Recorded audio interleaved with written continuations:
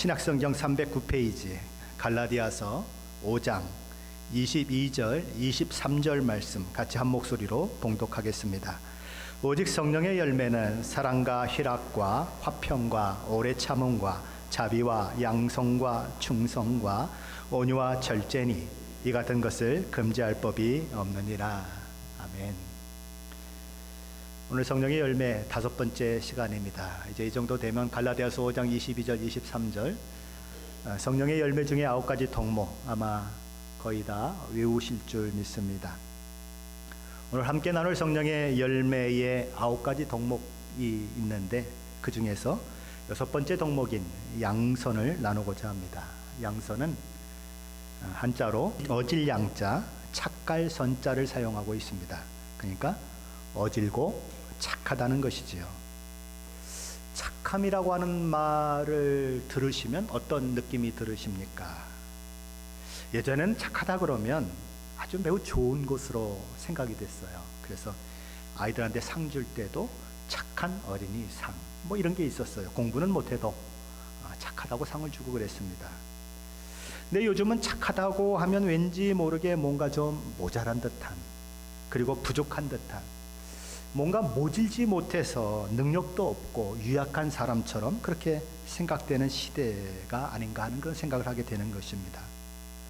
그래서 착함보다는 오히려 독해야 한다. 너 어떻게 그렇게 착해서 어떻게 살라고 그래? 그런 이야기를 하는 부모들도 있는 것이지요.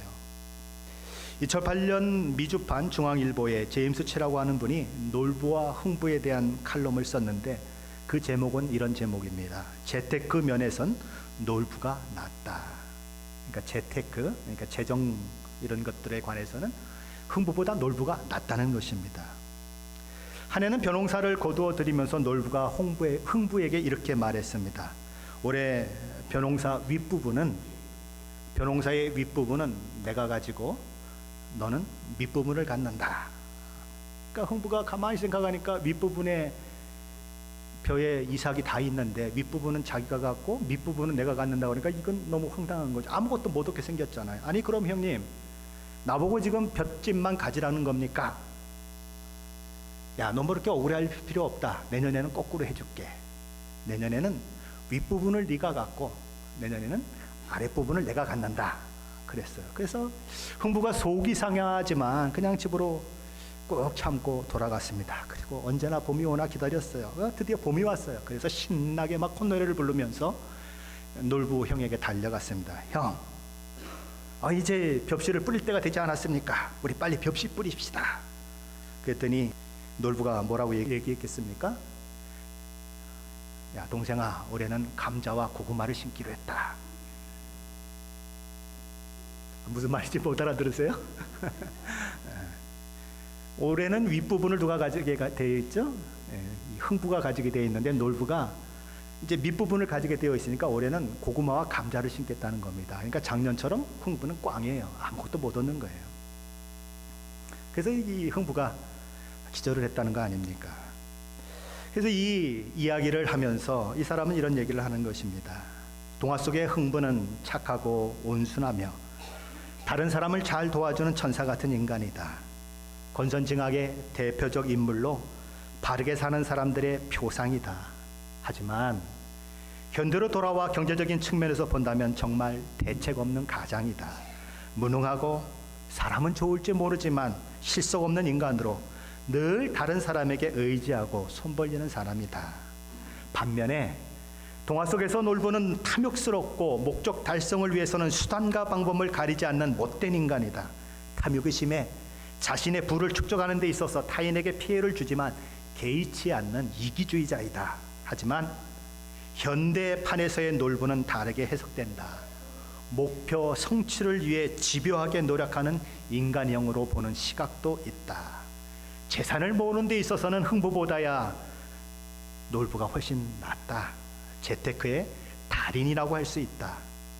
가만히 생각해보자. 놀부네 놀부보쌈은 있어도 흥부네 흥부보쌈은 없지 않는가. 이런 모습은 놀부가 주는 현대판 이미지가 변화되었음을 단적으로 보여주는 사례가 아니겠는가라고 그는 이야기하는 것입니다. 오늘 우리 속에도 이런 생각이 있지 않습니까? 왠지 흥부보다는 놀부가 낫겠다. 뭐 착하게 살고 그렇게 가난하게 사는 것보다야 그래도 놀부처럼 떵떵거리며 살고 잘 사는 게 낫지 않을까, 그런 마음이 혹시 있지 않습니까? 착하게 살면 바보 될 것 같고, 착하게 살면 이 험악한 세상을 어떻게 살아갈 수 있을까 걱정되는 그 시대에 착하게 살면 안 된다는 생각을 우리 가운데 갖게 되는 것은 어쩌면 당연한 것인지도 모르는 것입니다. 그런데 세상이 뭐라고 해도 신자는 착함이, 선함이 그의 삶 속에서 나타나야 한다고 오늘 본문은 우리에게 말씀하고 있는 것입니다. 전도를 하다 보면 예수 믿는 사람들 때문에 상처를 입거나 손해를 당하거나 속임을 당한 이유 때문에 완강히 예수 믿는 것을 거부하는 사람들을 종종 만나게 됩니다. 교회 나의 고민 나의 사랑이라고 하는 그런 책을 썼던 필립 얀시라고 하는 분, 그는 어릴 적에 주일학교, 유스 모임, 집회 이런 데에 아주 열심히 참석했던 그런 사람이었습니다. 그런데 어느 순간 교회 사람들과 교회에 실망해서 교회를 그는 떠나버리게 됐죠. 그리고 다시 교회로 돌아오는 데는 거의 일평생의 시간이 걸리게 되는 것입니다. 왜 그는 교회를 떠나게 되었을까요? 겉으로는 은혜를 분명히 외쳐요. 겉으로는 분명히 사랑을 외치는데 실제는 정죄, 미움만이 넘쳐나는 위선적인 교회 사람들 모습 때문에 그는 교회를 떠나는 것입니다. 사랑을 말하지만 살벌한 정죄만 가득하고 겸손도 찾아볼 수 없고 신비한 하나님의 은혜도 찾아볼 수 없는 그런 감각이 없는 교회, 냉혹한 교회는 필립 얀시로 하여금 교회를 떠나게 만들었고, 오랜 세월 필립 얀시가 하나님 앞에 나아가는데 방해물로 그렇게 작용하게 되는 것이지요. 그리스도께 인도해야 할 교회가, 그리스도께 인도해야 할 사람들이 오히려 그를 그리스도께 가는 그 길을 가로막는 그 일을 했다는 것입니다. 제가 아는 분 중에는 한국에서 장로라고 하는 사람들에게 돈을 꾸어줬다가 낭패를 당합니다. 사기를 만나요. 그래서 예수 믿는 사람이라고 하면, 장로라고 하면 고개를 설레설레 젓는 것입니다. 예수의 예자도 내 앞에서 부르지 말라고 그렇게 얘기하는 것이지요. 그분은 어떻겠습니까? 하마터면 그 못된 장로 하나 때문에, 사기친 장로 하나 때문에 예수 그리스도의 십자가 앞에 영원히 나오지 못하고 지옥에 떨어질 뻔한 그런 위기를 당하는 것입니다. 그래도 감사한 것은 그분이 한국을 떠나 미국에 오게 되고 미국에 와서 하나님을 알게 되었다는 거죠. 그래서 하나님의 은혜와 사랑을 경험하면서 지금은 신앙생활을 잘하고 있는 것입니다. 못된 장로가 있었지만 하나님께서 그에게 은혜를 베풀어 주셔서 하나님을 알게 하신 것은 하나님의 은혜의 사건이고 하나님의 놀라운 기적의 사건인 것이지요. 예수님은 바리새인과 서기관들을 향해서 이렇게 얘기합니다. 너희는 교인 한 사람을 얻기 위하여 바다와 육지를 두루 다니다가 생기면 너희보다 패나 더 지옥 자식이 되게 하는도다. 일주일이 멀다고 우리 집을 찾아오는 두 여자들이 있습니다. 차는 멀찌감치 세워놓고 두 여자들이 찾아와서 초인종을 누르더니 요새는 노크를 해요. 제가 위에서 이렇게 쳐다보고 있다가 이게 보면 제가 문도 열어주지 않죠. 누굴까요? 여호와의 증인들이에요. 그냥 두루두루 교인을 찾으러 다니다가 다 지옥 자식을 만드는 그런 일들을 하고 있습니다. 그런데 이단들만 그러는 것이 아니고 교회 안에 이 바리새인과 같은 서기관 같은 사람들, 종교적으로 너무나 그 시대에 존경받고 성경을 줄줄 외우고 기도 생활을 하고 금식 기도를 하고 11조를 그렇게 잘하고 그런 사람들이 바로 이런 슬픈 결과를 만들어내고 있었다는 거지요. 왜 그랬을까요? 그건 다른 데 있지 않습니다. 겉과 속이 다른 그들의 외식함 때문입니다. 신은 죽었다고 외쳤던 무신론 철학자 프리드리 니체는 그리스도인들에 대한 아주 심한 부정적인 시각을 가지고 있었던 사람입니다. 사람들이 그에게 물었답니다. 왜 그렇게 그리스도인들에 대해서 부정적으로 보고 있습니까? 니체는 이렇게 대답했습니다.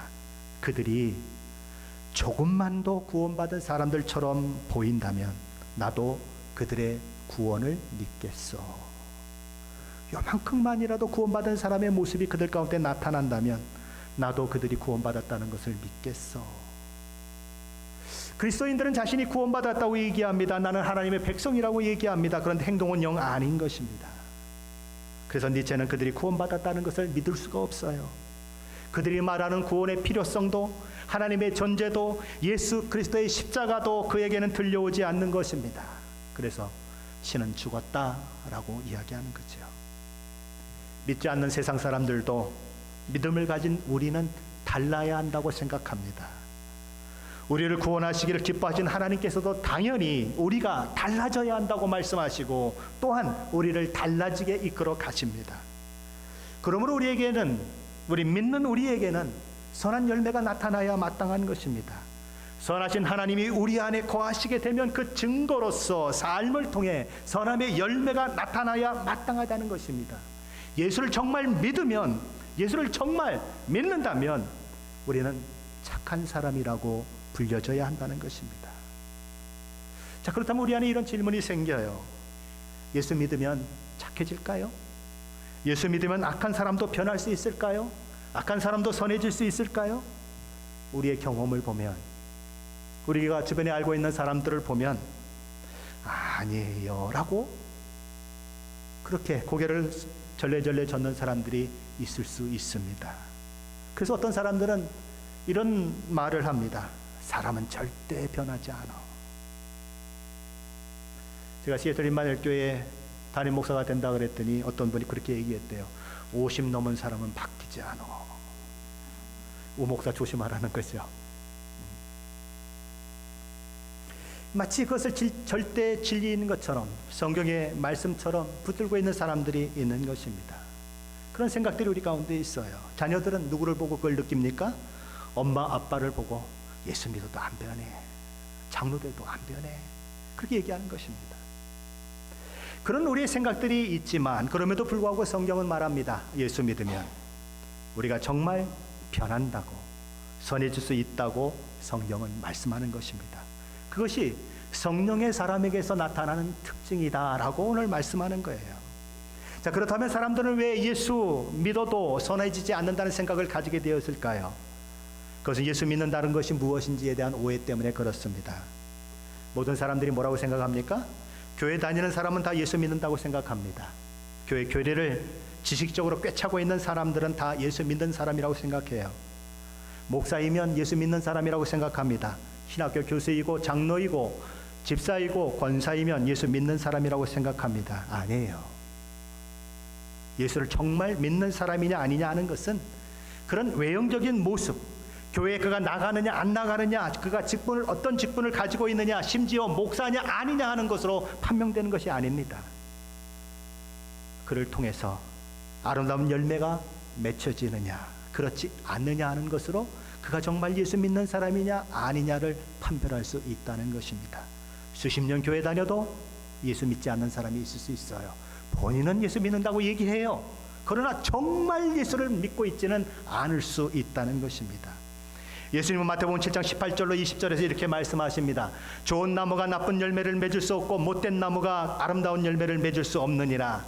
아름다운 열매를 맺지 아니하는 나무마다 찍혀 불에 던져지느니라. 이러므로 그들의 열매로 그들을 알리라.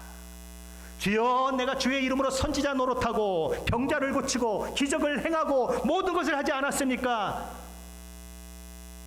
이 악을 행한 자들아, 내가 도무지 너희를 알지 못하노라. 예수님의 말씀이에요. 예수를 믿는다고 하는데 그의 삶 속에서 아름다운 열매가 하나도 나타나지 않고 나쁜 열매만이 나타나고 있다면 정말 심각하게 우리는 우리 자신을 돌아보아야 하는 것입니다. 왜냐하면 예수님이라고 하는 나무에 접붙여 있는 사람이라면, 포도나무이신 예수님의 가지라면 당연히 포도 열매가 맺혀야 하는 것처럼 예수님께 붙어 있는 사람이라면 당연히 그를 통해서 예수님의 영향과 예수님의 성품이 흘러나와야 마땅한 것입니다. 만약 그렇지 않다면 내가 정말 예수께 속해 있는가? 내가 정말 예수를 믿고 있는가? 한번 심각하게 생각을 해보아야 하는 것입니다. 물론 우리는 알고 있어요. 예수를 믿는다고 해서 당장 우리가 완전해지거나 완벽해지지 않는다는 것은 우리는 알고 있어요. 우리는 예수 믿는다고 해서 예수님의 성품 100%를 다 담지 못한다고 하는 것도 알고 있어요. 그러나 예수를 진짜 믿으면 점진적으로 사람마다 속도의 차이는 있을 수 있어요. 그러나 변화될 수밖에 없습니다. 20년이 지나고 30년이 지났는데도 20년 전과 똑같다면 문제가 있는 거예요. 30년 전과 여러분이 똑같다면 문제가 있는 거예요. 그때나 지금이나 똑같네, 하나도 안 변했네, 좋은 거 아니에요. 변해야 맞습니다. 어이구, 그때는 굉장히 똑똑해 보였는데 조금 바보스러워졌네. 그때는 안 그랬는데 어떻게 사람이 이렇게 됐어? 이렇게 돼야 맞는 거예요. 하나님을 믿는 사람은 그의 삶을 통해서 착함이 나타나야 해요. 왜냐하면 그것이 아버지 되신 우리 하나님을 닮은 자녀의 모습이기 때문에 그래요. 성경의 수많은 곳에서 우리 하나님은 선하신 하나님이라고 고백되고 있어요. 성경에서 우리 하나님을 찬양하는 찬양의 가사들을 보면 이런 표현들이 얼마나 많이 나옵니까? 얼마나 많이 반복됩니까? 여호와께 감사하라, 그는 선하시며 그의 인자하심이 영원하미로다. 여호와께 감사하라, 그는 선하시며 그의 인자하심이 영원하미로다. 역대상 16장 34절, 역대하 7장 3절, 에스라 3장 11절, 시편 100편 5절, 106편 1절, 107편 1절, 118편 1절, 29절, 135편 3절, 136편 1절, 예레미야 33장 11절. 너무 많아서 다 얘기할 수가 없어요. 뭐라고 얘기한다고요? 그는 선하시며, 하나님은 선하시며 그의 인자하심이 영원하미로다. 하나님은 거짓이 없으세요. 악이 없으세요. 어둠이 없으세요. 언제나 한결같으세요. 우리를 향한 모든 계획이 항상 하나님은 선하세요. 우리를 향한 그 하나님의 선하심이 어떻게 나타납니까? 우리 같은 죄인들 위해서 독생자 예수 그리스도를 보내시는 그 사랑으로 나타나요. 선하신 하나님께서는 독생자 예수 그리스도를 십자가에 죽게 하시기까지 우리를 구원하시기를 기뻐하셨어요. 그것이 선하신 하나님이세요. 그럼 선하신 하나님께서 왜 당신의 아들을 이 땅에 보내셔서까지 우리를 구원하시기를 기뻐하셨을까요? 왜 그토록 어마어마한 희생을 치르시면서까지 우리를 구원하시기를 원하셨을까요? 그 목적은 무엇일까요? 디도서 2장 14절은 이렇게 얘기합니다. 그가 우리를 대신하여 자신을 주심은 모든 불법에서 우리를 속량하시고 우리를 깨끗하게 하사 선한 일을 열심히 하는 자기 백성이 되게 하려 하심이라. 목표가 뭐라고요? 선한 일을 열심히 하는 자기 백성이 되게 하려 하심이라. 구원받는 것은 끝이 아니에요. 나 천국 갑니다라고 하는 것이 끝이 아니에요. 그것이 골이 아니에요. 이제 문턱을 넘어선 거예요. 문턱을 넘어섰으면 어디가 골입니까? 선한 일을 열심히 하는 백성이 되게 되는 것. 그것이 우리의 목표요, 우리의 골인 것입니다. 에베소 2장 10절은 우리를 만드신, 우리를 지으신 목적을 이렇게 얘기합니다. 그리스도 예수 안에서 선한 일을 위한 것이다. 우리는 사람들이 선한 것을 좋아하지 않는 그 시대, 마지막 시대를 살고 있습니다. 그러나 우리는 이 시대 속에서 여전히 선한 것을 따라 행할 의무와 책임을 가진 사람으로 부름받고 있는 것입니다. 그러기에 우리는 언제나 한결 같아야 해요. 어제는 이렇게 얘기해놓고 오늘은 이렇게 얘기하고 내일은 저렇게 얘기하고 도무지 어떤 사람인지 알 수 없는 사람이 되면 안 돼요. 마치 양파를 까는 것처럼 까고 또 까고 또 까도 계속 양파야. 그러시면 안 돼요. 껍질을 딱 벗겨내면 자기 본 모습이 나와야 하는 거예요. 착한 사람이에요, 그게. 요즘 사람들 만나기가 참 두려울 때가 있어요. 사귐이 무서울 때가 있어요. 어제의 동지가 오늘의 원수가 되지 않습니까? 그렇게 나하고 그냥 죽기 살기로 얘기했는데, 그래서 이 얘기 저 얘기 다 해놨더니 나가가지고는 적이 돼가지고 제가 언제 무슨 얘기했어 떠벌리는데, 이건 뭐 걷잡을 수가 없는 것입니다. 세상에 믿을 사람 아무도 없구나. 그런 시대에 우리는 살고 있어요. 우리는 한결같아야 하는 것입니다. 저 사람을 그 일 시켜도 될까? 그 사람 예수 믿는 사람이야. 이렇게 되어야 해요. 무슨 얘기예요? 예수 믿는 사람은 믿을 수 있어. 맡겨. 저 사람 혼자 가게를 보고 있는데 내가 하루 종일 그냥 놔둬도 될까? 오늘 매상이 무지무지하게 많은 날인데 그냥 저 사람에게 혼자 맡겨도 될까? 현금이고 뭐고 다 맡겨도 될까?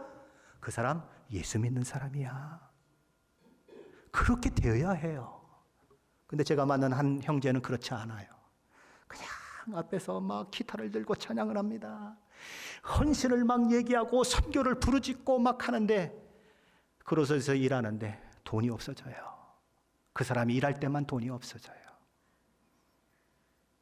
예수를 어떻게 믿었을까요? 어떻게 예수를 믿었는데 그런 일들이 일어날까요? 우리는 굶어 죽어도 정직해야 되고 선해야 해요. 우리 주님 앞에 빌립이 나다나엘이라고 하는 사람을 데려옵니다. 근데 예수님이 그 나다나엘을 보면서 첫 마디를 이렇게 말씀하세요. 이는 참으로 이스라엘 사람이라 그 속에 간사한 것이 없도다. 예수님은 그를 진짜 이스라엘 사람이라고 얘기해요. 그가 뭐 혈통적으로 이스라엘 아주 좋은 혈통을 타고났다고 얘기하는 것이 아니에요. 하나님의 백성으로서 그 안에 간사함과 속임수가 없는 사람이라고 얘기하는 거예요. 예수님 당시에 대부분의 이스라엘 사람들은 위선자들이었어요. 특별히 종교 지도자들, 바리새인과 서기관들은 다 그랬습니다. 그들은 경건의 모양은 있는데 경건의 능력은 나타나지 않는 사람들이었어요. 참된 영성은 가지고 있지 못하고 껍데기 영성을 가지고 있는 자들이었어요. 다 가짜였어요. 위선과 가식을 가지고 살았던 사람들이었어요. 그런데 진짜가 나타났어요. 위선도 없고 가식도 없는 진짜가 나타났어요. 예수님은 그 나다나엘을 보면서 너무 기뻐하시는 것입니다. 나다나엘아, 네가 진짜다. 저와 여러분, 우리 주님 앞에 설 때에 나다나엘 같은 사람이 되어야 하는 것입니다. 얘는 참으로 이스라엘 사람이라 그 속에 간사한 것이 없도다. 성경 속에서 착한 사람을 대표하는 사람이 있다면 아마도 바나바일 것입니다. 그가 어떤 사람이었는가? 사도행전 11장 24절에서 바나바를 이렇게 소개합니다.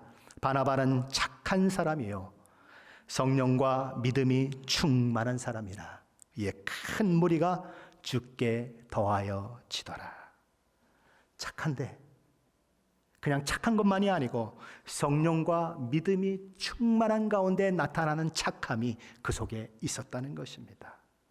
바나바의 원래 이름은 요셉이었어요. 그런데 그 바나바라는 이름을 그가 얻게 되는 것입니다. 그는 위로에 힘쓴 사람이 때문에 위로의 아들이라고 하는 바나바라고 하는 이름을 갖게 되고, 요셉이라는 이름보다는 오히려 바나바라는 이름으로 불려지는 사람이었지요. 이 바나바는 안디옥 교회가 부흥을 이루고 그리고 많은 믿는 사람들이 생겨졌을 때에 예루살렘 교회 사도들이 안디옥 교회에 파송했던 사람입니다.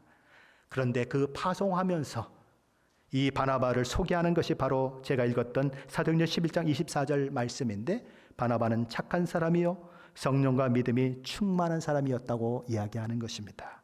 그런 그를 통해서 안디옥 교회는 든든히 하나님의 은혜 가운데 세워지는 것입니다. 그래서 수많은 사람들이 주께 돌아오는 일들이 일어나지요.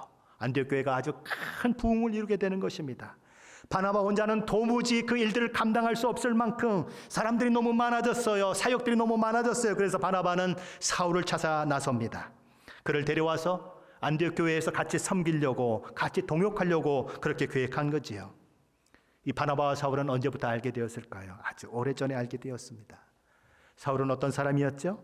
예수 믿는 자들을 핍박하고 옥에 가두고 죽였던 사람이었습니다.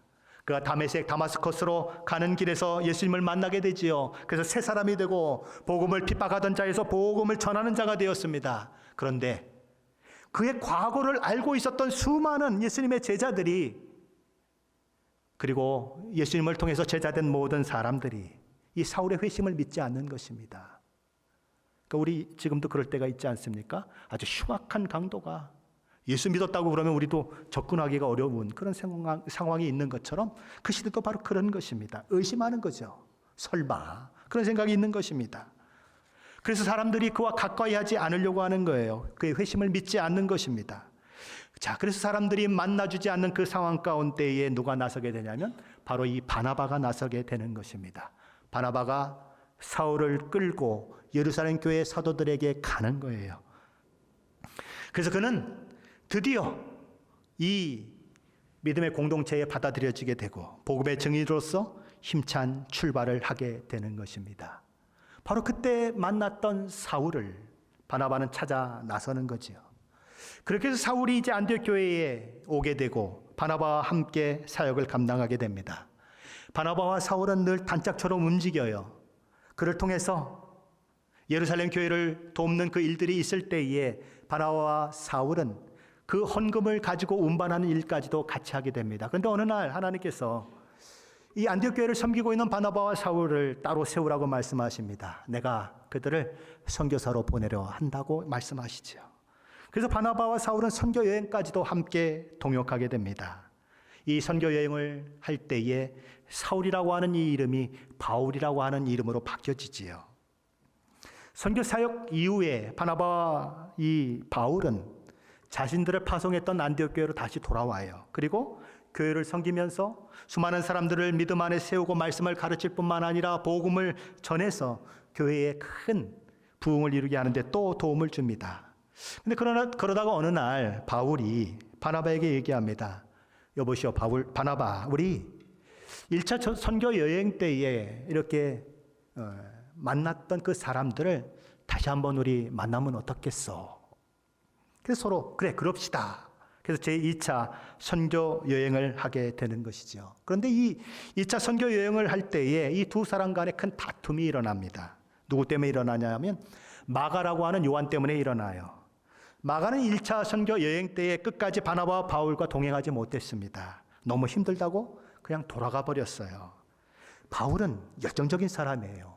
아주 그냥 열심히 특심인 사람이에요. 그러니까 바울의 눈에는 그렇게 헌신되지 않는 사람이 무슨 선교의 일을 한다고 그래요? 그 사람은 못 데려갑니다. 그러는 거예요. 근데 바나바는 착한 사람이에요. 위로의 아들이에요. 아이고 그래도 그때 힘들어서 못 갔지만 지금은 가겠다는데, 그리고 그때 그 일 잘못했다고 얘기하는데 데려가야 되지만 맞지 않습니까? 안 된다면 안 돼요. 이 바울이 그러는 거야. 그래도 그게 아니지 않습니까? 데려갑시다. 둘이 끝이 없이 다툼이 일어나서 결국 바나바는 마가를 데리고 이 구브로로 가는 자기 고향을 향하여 선교 여행을 가게 되고, 바울은 실라라고 하는 사람을 데리고 시리아와 길리아 방향으로 선교 여행을 가게 됩니다. 한번 생각해 보세요. 바울을 예루살렘 교회의 사도들에게 소개한 사람이 누굽니까? 바나바예요. 오늘의 바울이 있기까지 바나바의 도움이 얼마나 바울에게 많았는지 몰라요. 그와 단짝이 돼서 선교 여행도 갔어요. 헌금을 관리하며 그것을 예루살렘 교회에 전달하는 그 일도 같이 했어요. 한 교회를 섬기며 하나는 담임 목사로 하나는 부목사로 그렇게 열심히 사역했던 사람들이에요. 그런데 갈라섰어요. 누구 때문에요? 마가 때문에. 자기와 그렇게 함께했던, 자기에게 그렇게 고마웠던 존재인 바나바와 갈라지면서까지 마가가 안 된다고 고집했던 이 사도 바울은 나중에 마가에 대해서 어떻게 했을까요? 빌레몬서 1장 24절은 이렇게 얘기합니다. 또한 나의 동역자 마가, 아리스다고 데마, 누가가 문안하느니라. 지금 바울이 빌레몬서를 쓰고 있는데, 빌레몬서에 쓰고 있을 때 누가 같이 문안해요? 나의 동역자 마가가 문안하고 있다고 얘기하는 것입니다. 그 얘기는 뭐예요? 지금 마가가 누구와 함께 있어요? 바울과 함께 있다는 것입니다. 로마 감옥에 1차 잡혀 있을 때에 이 마가가 바울과 함께 있다는 거죠. 사도 바울이 2차로 로마 감옥에 갇혔을 때에 그는 디모데 후서를 씁니다. 근데 디모데 후서 4장 11절에서 사도 바울은 디모데에게 이런 부탁을 합니다. 내가 올 때에 마가를 데리고 오라. 그가 나의 일에 유익하니라. 바울도 훗날 마가를 인정하고 그를 받아줘요. 마가가 사도 바울의 동역자로 불리워지고 바울로부터 내게 유익하다고 하는 평가를 받게 되는 그 일에 누가 큰 공헌을 했을까요? 바나바인 것입니다.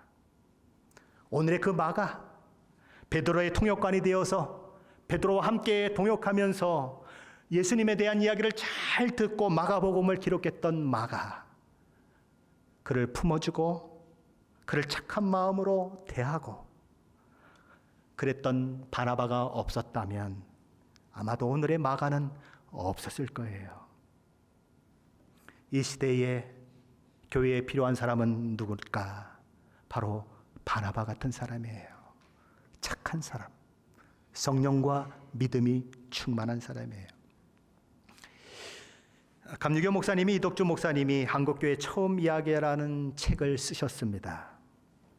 근데 그 책에 보면 전라도 광주에서 처음 예수를 믿고 세례를 받은 사람, 광주 교회의 최초의 장로, 광주 출신 최초 목사, 그가 죽었을 때에 광주뿐 아니라 전국에서 문두병 환자, 결핵 환자, 거린 수백 명이 몰려와서 아버지가 가시면 누가 우리를 보호해 줍니까? 라고 울며 상여를 끌었던 그런 놀라운 사람이 소개됩니다. 그는 누구냐 하면 최홍종 목사님이에요. 그는 예수 믿기 전에는 그런 사람이 아니었어요. 왈패라고 불렸습니다. 왈패가 무슨 말일까요? 말과 행동이 단정하지 못하고 수선스러운 사람을 왈패라고 합니다. 그는 얼마나 성격이 거칠었는지 욱하는 성격 때문에 사람들이 친구를 하지 않았다고 합니다. 다 그를 멀리했다고 해요. 자, 그런데 1904년에 광주에 선교사가 들어오게 되는데 이 선교사가 자기 살 집을 지었는데 어디다 지었느냐 하면 사람들이 아이들이 죽으면 내다버리는 곳에 애장터라고 하는 것에 집을 지었습니다. 그러니 선교사가 있는 집에 누가 가려고 하겠습니까? 어이구, 무서워서 못 가는 겁니다. 그런데 이 최홍준이라고 하는 분은 너무 궁금해서 견디질 못하는 거예요. 그래서 그곳에 갔다가 선교사에게 잡혀서 선교사를 돕는 일을 하게 됩니다.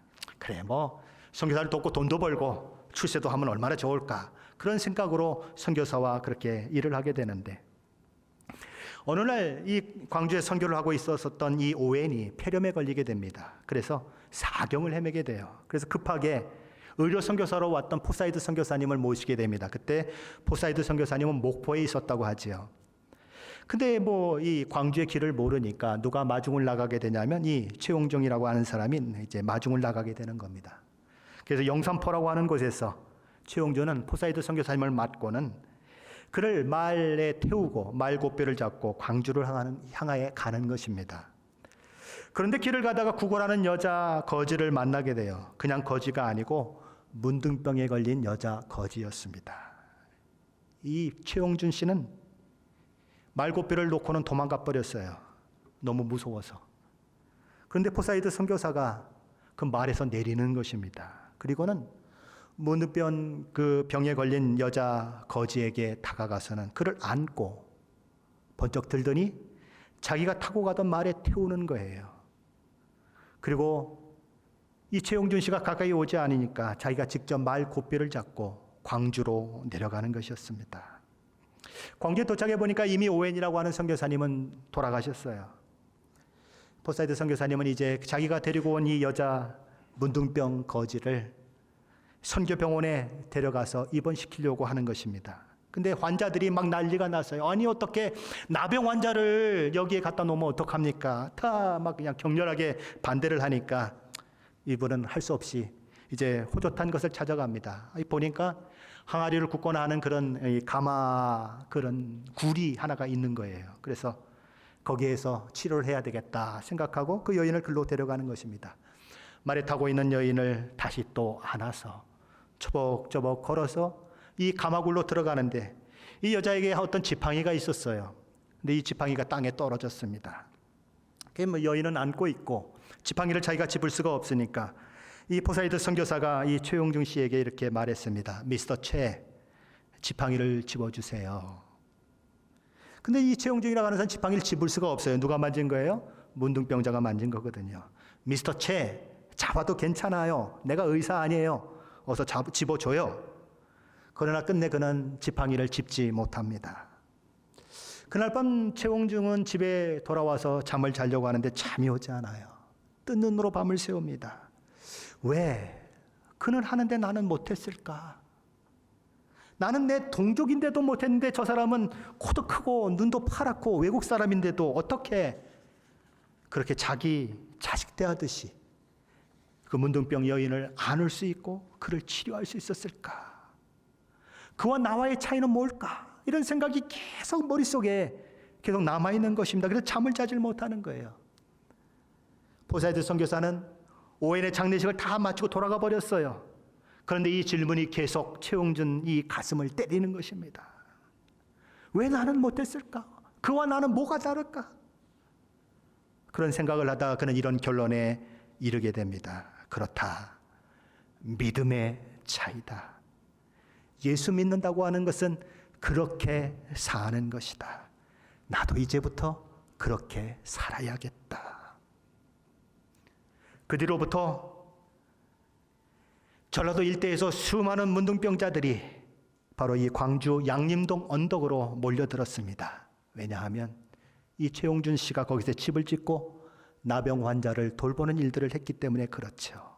그래서 한국 최초 나병 전문 요양원인 광주 나병원이 그때 생기게 되고 오늘날 그것은 여수 애양원이라고 불려지게 되는 것입니다.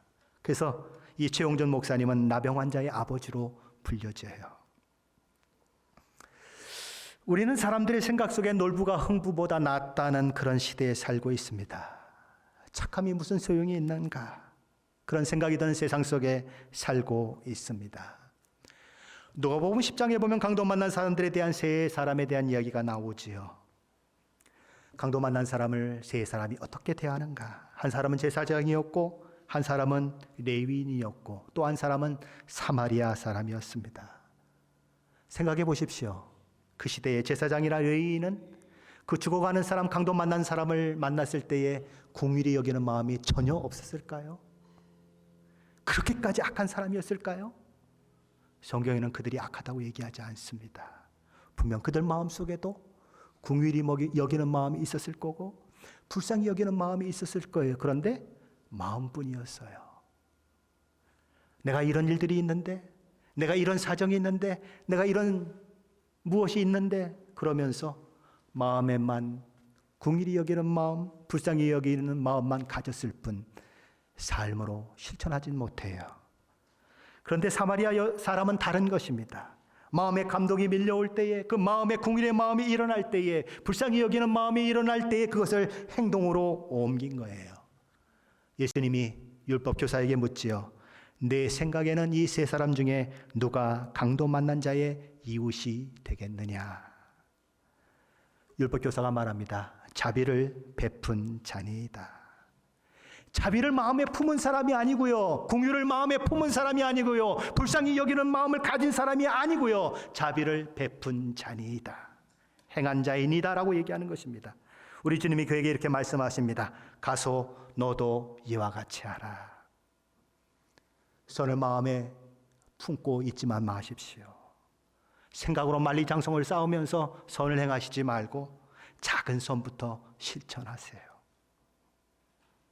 우리를 구원하신 하나님의 목적을 따라서 하나님의 선하심으로 저와 여러분의 심령이 가득 채워져야 할 뿐만 아니라 하나님이 선하신 그 하나님이 생각으로만 우리를 구원하시려고 하신 것이 아니고 말씀으로만 우리를 구원하시려고 하신 것이 아니고 아들을 이 세상에 보내서 그 아들을 십자가에 못 박기까지 그 선한 하나님의 마음을 우리에게 표현했던 것처럼 우리도 그 하나님을 닮은 사람으로 오늘 선한 사람으로 우리의 삶을 살아내야 하는 것입니다. 흥부가 무슨 소용이 있느냐고요? 놀부가 더 낫다고요? 아니에요. 하나님의 이 세상 것이 전부가 아니라고 얘기하세요. 이 세상 것에 너의 마음을 빼앗기지 말라고 얘기하세요. 하늘을 보고 살라고 얘기하세요. 그렇기 때문에 놀부보다 흥부가 낫다고 말씀하세요.